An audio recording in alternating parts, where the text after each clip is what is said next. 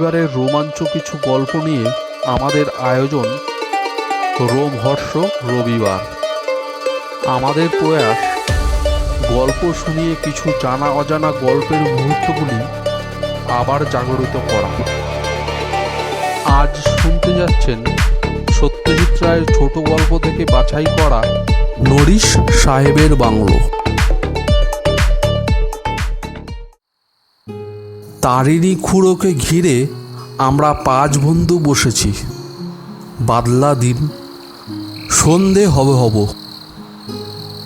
খুড়োর চা খাওয়া হয়ে গেছে, এবার বিড়ি ধরিয়ে হয়তো গল্প শুরু করবেন। খুড়ো এলেই সন্ধেতেই আসেন, আর এলে একটি করে গল্প লাভ হয় আমাদের। সবই খুড়োর জীবনের ঘটনা, কিন্তু সে ঘটনা গল্পের চেয়েও মজাদার। একজন লোকের এত রকম অভিজ্ঞতা হতে পারে সেটা আমাদের ধারণা ছিল না।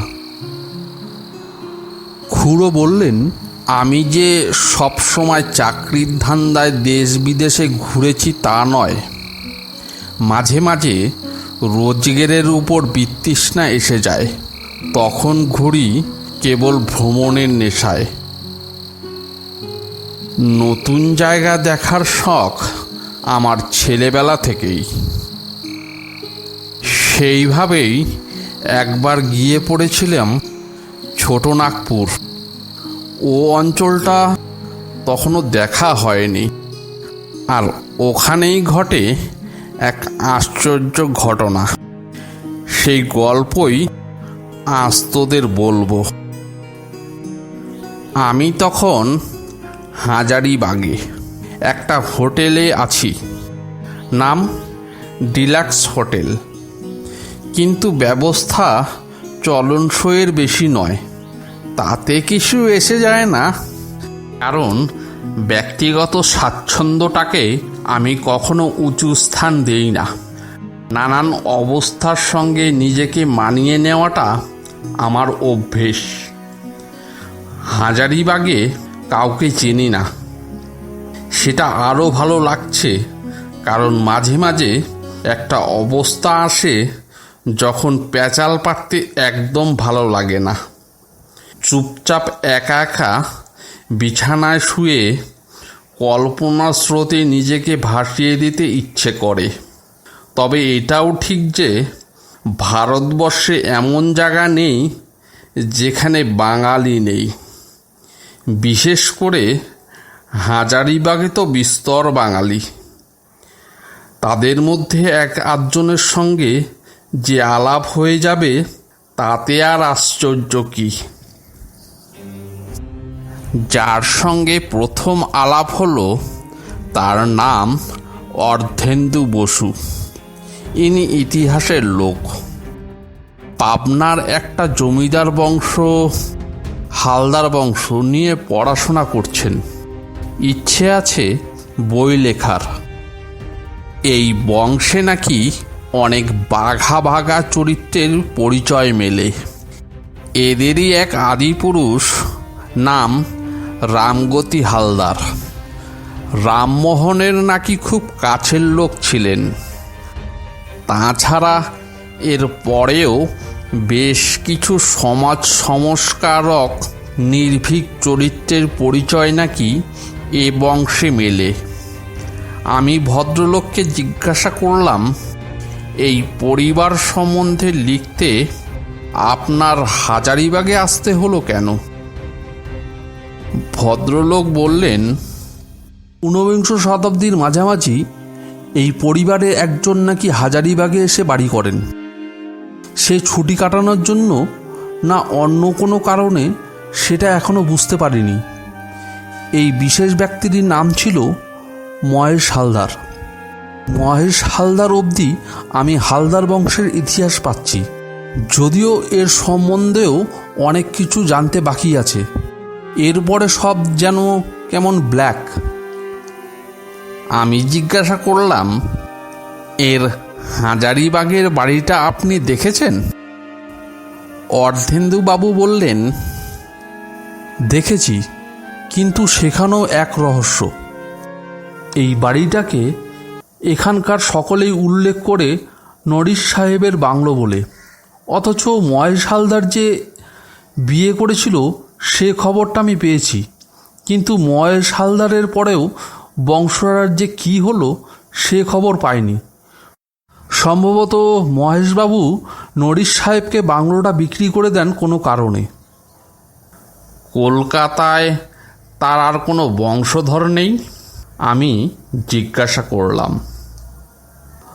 অর্ধেন্দুবাবু বললেন, মহেশ হালদার ছিলেন তার বাবার যোগেশ হালদারের একমাত্র সন্তান, তাই তার যদি আর ছেলেপিলে না থাকে তাহলে হয়তো হালদার বংশ মহেশেরই শেষ হয়ে গেছে।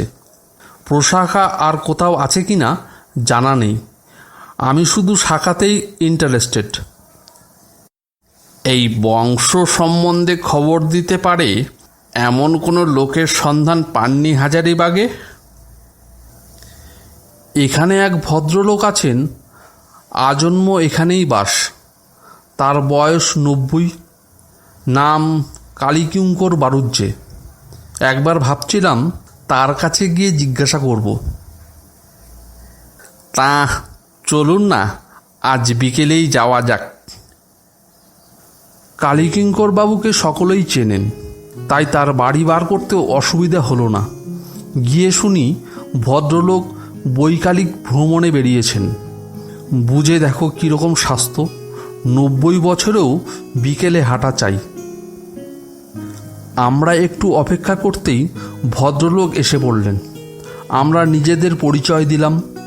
ভদ্রলোক বললেন, আমার কাছে বড় একটা কেউ আসে না, আপনাদের কোনো প্রয়োজন আছে বুঝি? আপনি ঠিকই ধরেছেন, বললেন অর্ধেন্দুবাবু। আমি পূর্ববঙ্গের এক জমিদার বংশ নিয়ে রিসার্চ করছি, হালদার বংশ। তাদের একজন ঊনবিংশ শতাব্দীর মাঝামাঝি হাজারিবাগে একটা একতলা বাংলো নিয়ে বাড়ি করেছিলেন। সেই বাড়িকে এখানকার লোকেরা নরিশ সাহেবের বাংলো বলে। ও তাই বলুন, ওসব হালদার ফালদার জানি না, তারা এখানে এসে থাকতে পারেন।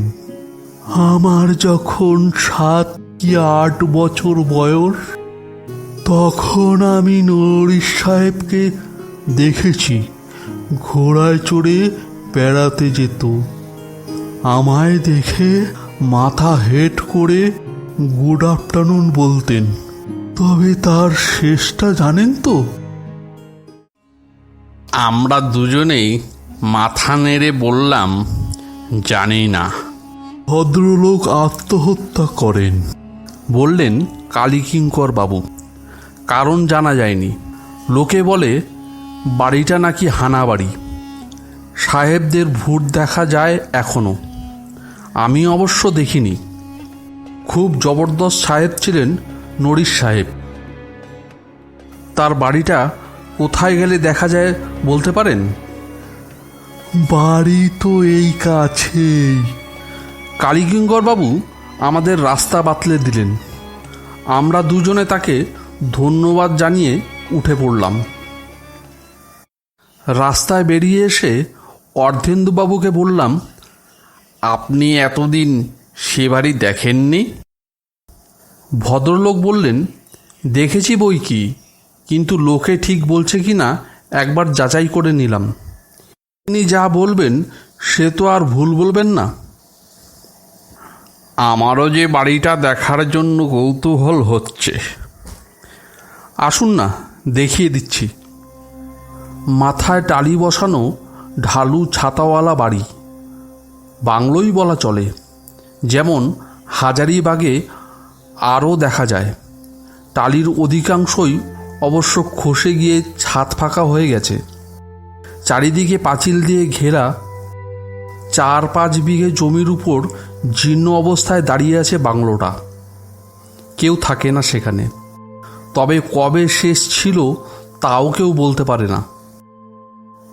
আমি অর্ধেন্দুবাবুকে বললাম, আপনার হালদার বংশের কথা জানি না মশাই, কিন্তু এই নরিশ সাহেবকে নিয়ে আমার বিলক্ষণ কৌতূহল হচ্ছে। আর সত্যি বলতে কি, এই সাহেবের প্রেতাত্মার সঙ্গে যদি যোগস্থাপন করা যায়, তাহলে ইনি মহেশ হালদার সম্বন্ধে কিছু তথ্য দিতে পারেন, তাই নয় কি? তা অবশ্য ঠিক। কথাটা খুব জোরের সঙ্গে বললেন না অর্ধেন্দুবাবু। বুঝলাম তিনি সাহেবের প্রেতাত্মার সঙ্গে যোগস্থাপনের ব্যাপারটা খুব একটা উৎসাহবোধ করছেন না। আমি না হয় ভূতকে তোয়াক্কা করি না, কিন্তু সবাই তো সেরকম নয়। 2 দিন পেরিয়ে গেল। 3 দিনের দিন আমি অর্ধেন্দুবাবুকে বললাম, এভাবে হাত পা গুটিয়ে বসে থেকে আপনার কি লাভ আছে? আসুন, একটা কিছু করা যাক, না হয় বাংলোটাই এক রাত্রি কাটিয়ে আসা যাক।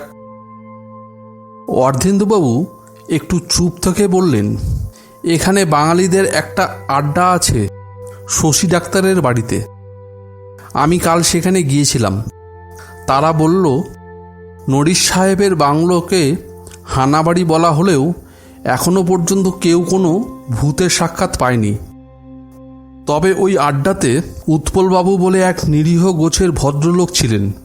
তিনি নাকি খুব ভালো মিডিয়াম, অর্থাৎ তার মধ্যে দিয়ে ভূতের আবির্ভাব ঘটেছে নাকি অনেকবার। ভদ্রলোক একটা বিশেষ অবস্থায় এলে তার গলা থেকে নাকি ভূতের গলায় কথা বেরোয়, আর তখন নাকি ভূতের সঙ্গে কথাবার্তা চলে। অন্ধকার ঘরে তেপায়া টেবিলের উপরে হাত রেখে নাকি ব্যাপারটা করতে হয়, কিঞ্চিত সময় সাপেক্ষ। আমি বললাম, দেখুন কীরকম যোগাযোগ। এই মিডিয়াম পাওয়া কিন্তু সহজ ব্যাপার নয়। আপনি এই উৎপলবাবুকে বলুন, আমরা কালই রাত্রে বসছি। তেপায়া টেবিল জোগাড় করতে পারবেন? আমার হোটেলে ঘরে একটা আছে। তাহলে তো আর কথাই নেই, আসুন লেগে পড়া যাক। অর্ধেন্দুবাবু শশী ডাক্তারের আড্ডায় নিয়ে গিয়ে আমার সঙ্গে উৎপলবাবুর আলাপ করিয়ে দিলেন। সকলের সামনে আর ভূতের প্রসঙ্গটা তুললেন না, কারণ প্ল্যানচেটে আমরা 3 জনের বেশি কেউ থাকে এটা আমি চাইছিলাম না। আড্ডার পর বাইরে বেরিয়ে এসে উৎপলবাবুকে প্রস্তাবটা দেওয়া হলো। ভদ্রলোক এক কথায় রাজি। বললেন, নরিশ সাহেবের বাংলোটায় প্ল্যানচেট করবার ওনার অনেক দিনের শখ, কিন্তু এতদিন কাউকে সঙ্গী পায়নি বলে হয়ে ওঠেনি। তাহলে পরশু বুধবার বসা যাক, বললেন উৎপলবাবু। পরশু অমাবস্যা, সেই কারণে কাজটা সহজ হবার সম্ভাবনা। কি কি জিনিস লাগবে জিজ্ঞাসা করাতে ভদ্রলোক বললেন, 3টে চেয়ার, একটা তেপায়া টেবিল আর একটা মোমবাতি। মোমবাতিটা লাগবে কাজ শেষ হয়ে যাবার পর। আমি আর অর্ধেন্দুবাবু দিন থাকতে 2টো সাইকেল রিক্সা করে চেয়ার টেবিল পাঠিয়ে দিয়েছিলাম বাংলো। সেই ফাঁকে বাড়িটা একটু ঘুরে দেখে নিলাম। বহুকাল কেউ থাকে না, তাই ঘরগুলোর অবস্থা শোচনীয়। আমরা স্থানীয় লোক লাগিয়ে একটা ঘর বেছে নিয়ে সেটাকে ঝাড়পোছ করিয়ে একটু ভদ্রস্ত করে নিলাম। এটাই বোধহয় ছিল বৈঠকখানা। বাড়িটা পাহারা দেবার জন্য একটি লোককে জোগাড় করা হয়েছিল। সে প্রথমে সাহেবের ভূত করে একটু আপত্তি তুলেছিল, তারপর হাতে একটা 10 টাকার নোট গুঁজে দিতেই চুপ মেরে গেল। রাত 10টার একটু আগেই আমরা 3 জন বাড়িটার সামনে জমায়েত হলাম। কথা হলো, ভূত এলে প্রশ্ন করবেন অর্ধেন্দুবাবু, আর উত্তর তো উৎপলবাবুর মুখ দিয়েই সাহেবের ভাষাতেই বেরোবে। অবশ্যই সব যদি ঠিক মতন হয়।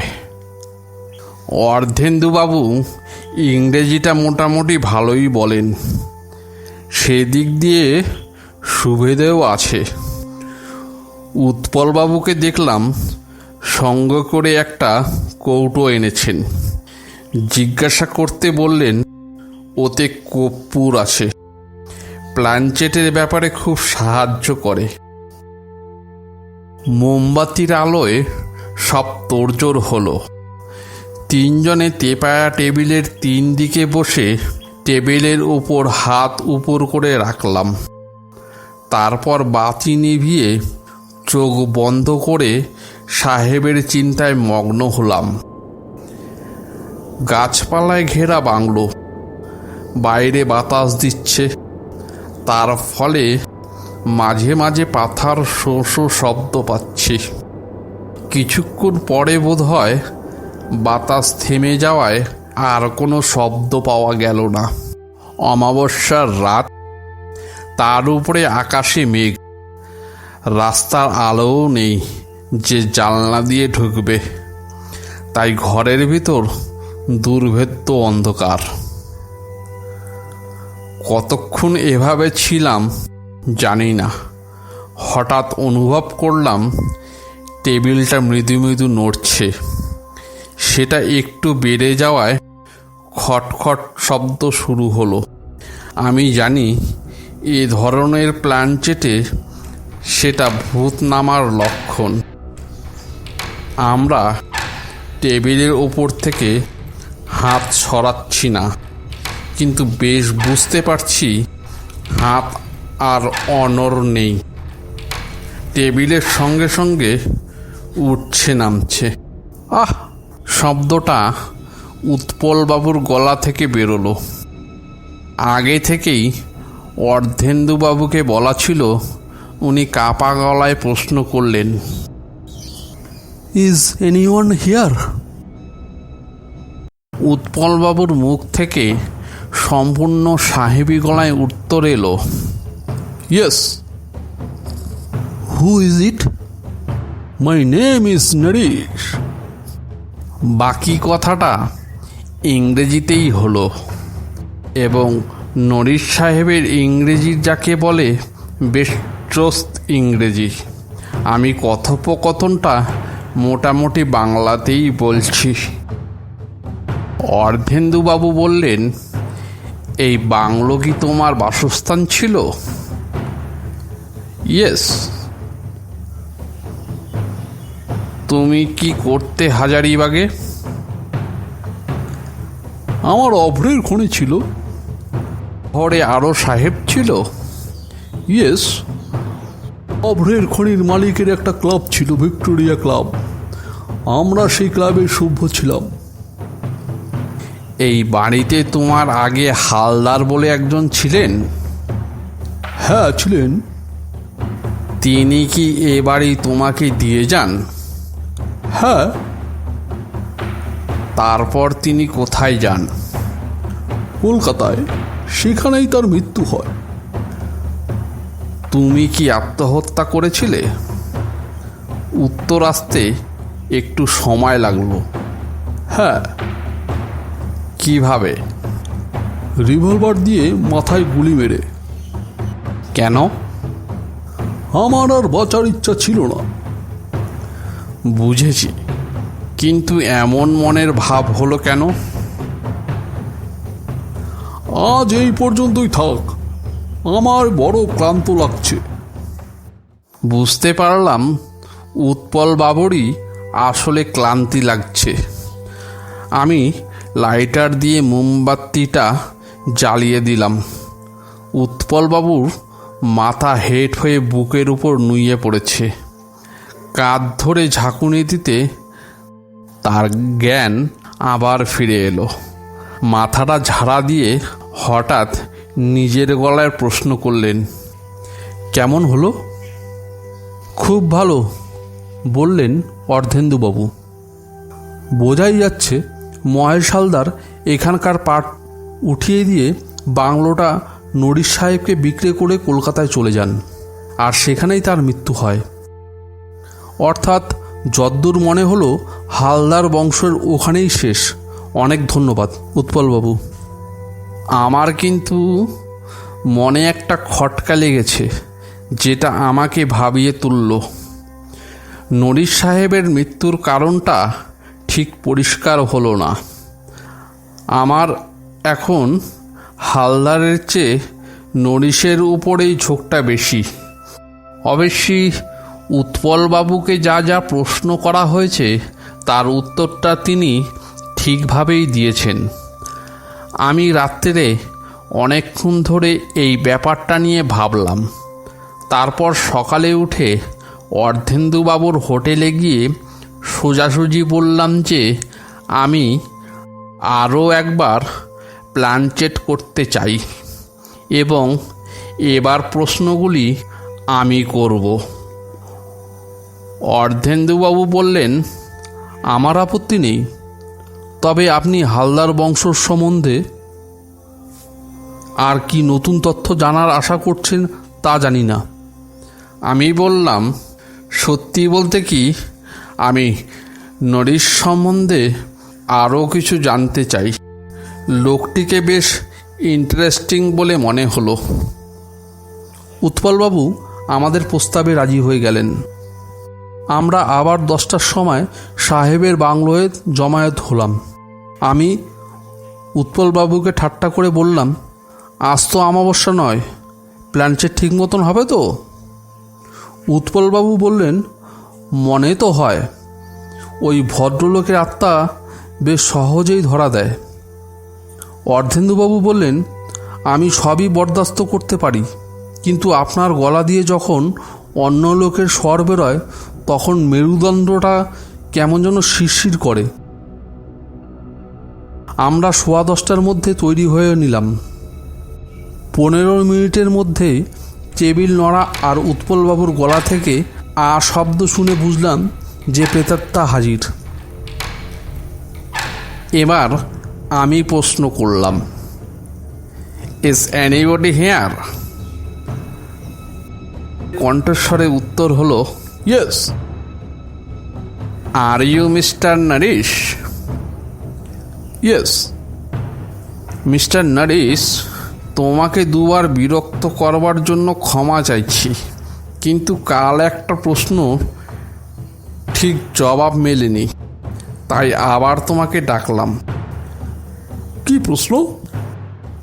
তোমার জীবনের উপর একটা বিতৃষ্ণা এলো কেন যে আত্মহত্যা করলে?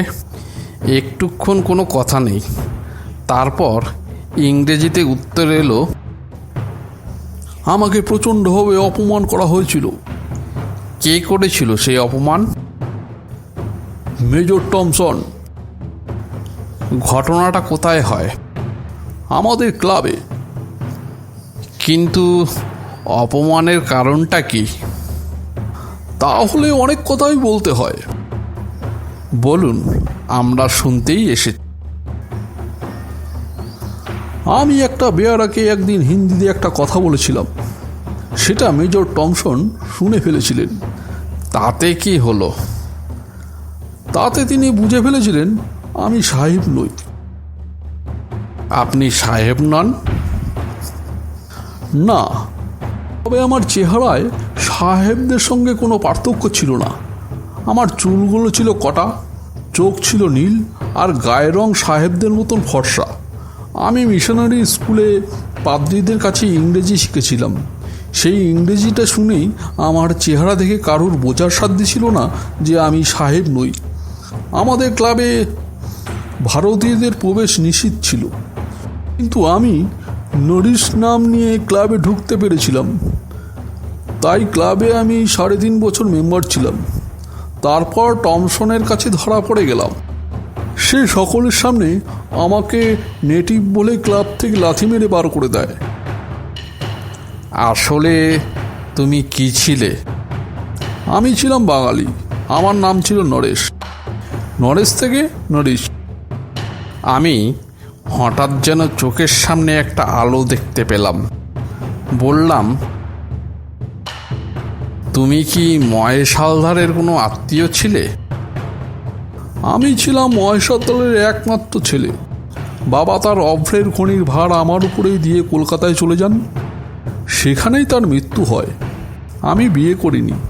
আমি হালদার বংশের শেষ প্রতিনিধি। বাকি কথাটা নরেশ বাংলাতেই বললেন। আজ তাহলে আসি, কারণ এই ধরনের কথোপকথন আমার পক্ষে বড্ড ক্লান্তিকর। আপনাকে অশেষ ধন্যবাদ। আমারও অনেক হালকা লাগছে। একদিন পর বাংলা বলতে পেরে আমি আরাম পাচ্ছি। আর সাহেব সেজে কী যে ভুল করেছিলাম সেটা নতুন করে বুঝতে পেরেছি। মোমবাতি জ্বালিয়ে দিলাম। এখন আর আমার মনে কোনো খটকা রইল না। আর অর্ধেন্দুবাবুর হালদার বংশের ইতিহাসের শেষ পর্ব শেষ হলো। তবে এটাও বুঝতে পারলাম যে উৎপলবাবুকে না পেলে মিস্টার নরিশের রহস্যটা রহস্যই থেকে যেত।